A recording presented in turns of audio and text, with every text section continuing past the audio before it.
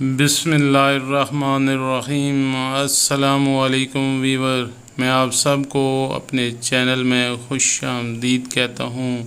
تو چلتے ہیں آج کی ویڈیو کی طرف۔ پچھتاوا۔ روپ چاہے عورت کا ہو، ماں کا ہو، بہن کا ہو، غصے میں آ کر ہم وہ سب کچھ بول جاتی ہیں جو بعد میں پوری زندگی کا روگ اور پچھتاوا بن جاتا ہے۔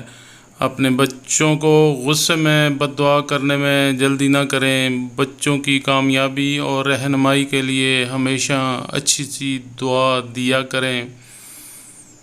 ایک عورت، ایک ماں، ایک بہن کی دکھ بھری داستان۔ کہانی کچھ یوں ہے۔ ایک دن میں اپنے گھر کی صفائی کر رہی تھی کہ اتنی دیر میں میرا بیٹا آیا اور شیشے کی الماری سے ایک قیمتی تحفہ گرا دیا۔ وہ نازک اور قیمتی شاہکار گرتے ہی میری آنکھوں کے سامنے ٹوٹ گیا۔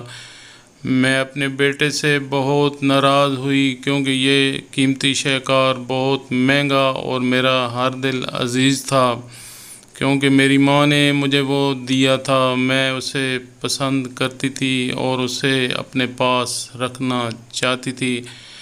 میں نے غصے سے بیٹے کو اپنے پاس بلایا اور کہا، میرا رب ایسی دیوار گرائے جو تمہاری ہڈیاں توڑ دے۔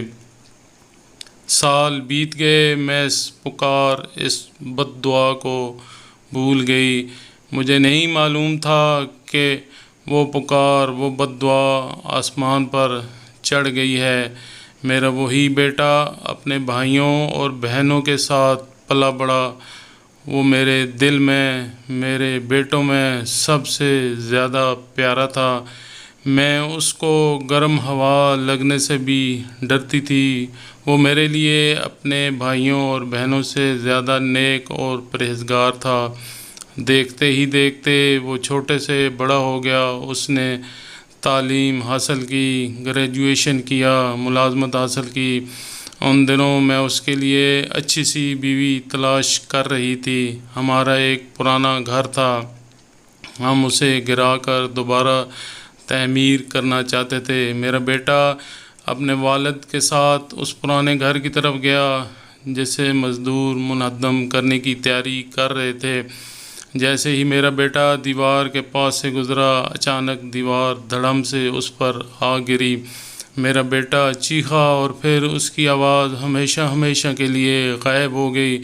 مزدور رک کے سب پریشان اور خوفزدہ ہو گئے۔ انہوں نے بڑی مشکل سے دیوار ہٹائی۔ ایمبولینس آئی۔ اس کا جسم جو لے کر جانے کے قابل نہ رہا تھا، ایک شیشے کی مانند گر کر ٹوٹ چکا تھا۔ انہوں نے اسے بڑی مشکل سے اٹھایا اور انتہائی نگہداشت میں منتقل کیا۔ جب اس کے والد نے مجھے خبر دی تو میں بے ہوش ہو گئی۔ جب مجھے ہوش آیا تو گویا جیسے اللہ تعالیٰ نے میری آنکھوں کے سامنے وہ لمحہ بحال کر دیا ہو جس میں نے بچپن میں کئی سال پہلے اپنے بیٹے کے لیے بد دعا کی تھی اور مجھے وہ بد دعا یاد آ گئی۔ میں روتی رہی، چیختی اور چلاتی رہی، روتے روتے یہاں تک کہ میں دوبارہ ہوش کھو بیٹھی۔ جب ہسپتال میں مجھے ہوش آیا تو میں اپنے بیٹے کو دیکھنے کے لیے دوڑی۔ میں نے اسے دیکھا۔ کاش میں نے اسے اس حالت میں نہ دیکھا ہوتا۔ اسی ایک لمحے میں دل کی دھڑکن رک گئی اور میرے بیٹے نے آخری ہچکی لی۔ میں نے روتے ہوئے کہا، کاش وہ دوبارہ زندہ ہو جائے، گھر کی تمام فن پاروں کو توڑ دے۔ میں اپنے بیٹے کو نہیں کھونا چاہتی۔ کاش میں اس وقت گونگی ہو جاتی اور اس کو بد دعا نہ دیتی۔